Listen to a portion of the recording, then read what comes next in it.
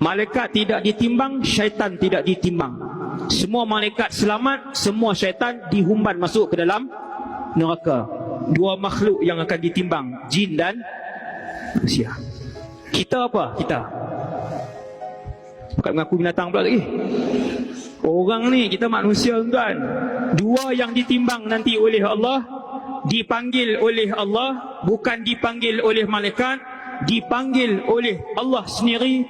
Fulan bin Fulan, takkan berdiri orang lain, dia yang akan datang, dia yang akan berjalan ke depan.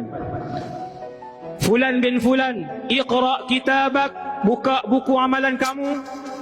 Kafa bi nafsika al-yawma 'alaika hasiba, cukuplah diri kamu menjadi saksi ke atas apa yang kamu telah lakukan. Ini nama kita baca amalan. Tuan-tuan bayang seorang-seorang. Lama Ustaz? Lama. Kita nak berhenti azan ke? Okey. Tuan-tuan, seorang demi seorang, ada satu kumpulan umat Nabi Muhammad yang tidak perlu menunggu giliran satu persatu. Mereka adalah kumpulan VVIP umat Nabi Muhammad sallallahu alaihi wasallam. Saya tak mau cerita sebab saya selalu dah cerita tentang benda ni. Ramai yang dah pernah dengar cerita VVIP umat Nabi Muhammad.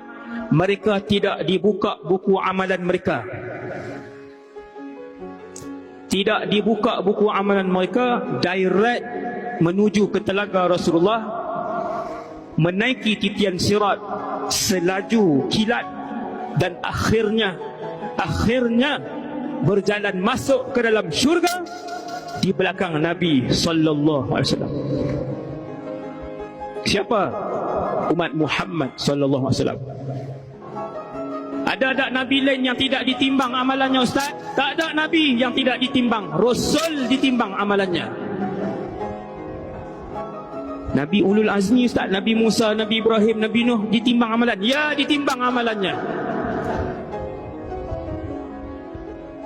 Ada di kalangan umat Nabi Muhammad yang tidak ditimbang? Ya, ada di kalangan umat Muhammad kerana mereka umat Muhammad sallallahu alaihi wasallam.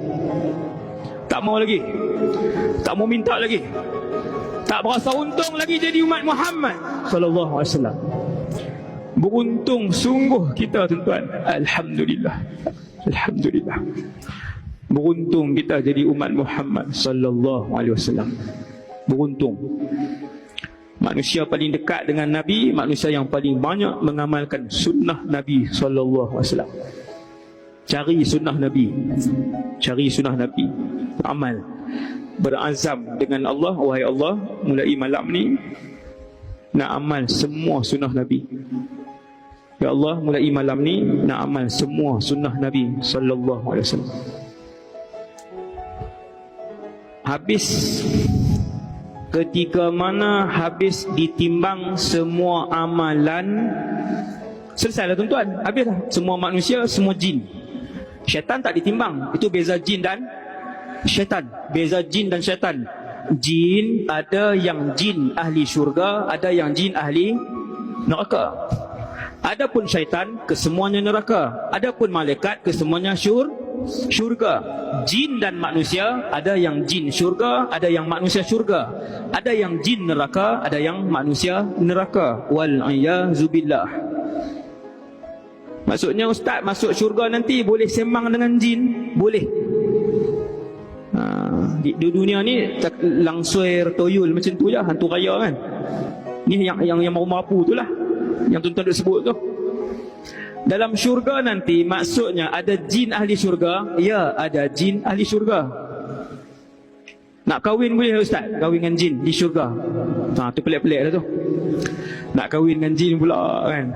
Nanti tunggulah masuk syurga, nanti kita akan tengok macam mana. Subhanallah. Habis selesai semua sekali, maka manusia menuju ke telaga Rasulullah. Dia panggil Haudun Nabi, bukan telaga Kausar, sebab Kausar adalah nama syurga, duduk dalam syurga. Haudun Nabi, telaga Nabi bukan dalam syurga. Telaga Nabi di luar syurga. Ada ulama kata selepas sirat, ada ulama kata sebelum sirat. Nampaklah maklumat kita dapat malam ni. Haudun Nabi, telaga Nabi. Keluasan telaga Nabi ini Nabi sebut haudhi masiratu syahrin. Lebar kali panjang telaga aku perjalanan sebulan dengan kenderaan. Zaman tu kuda.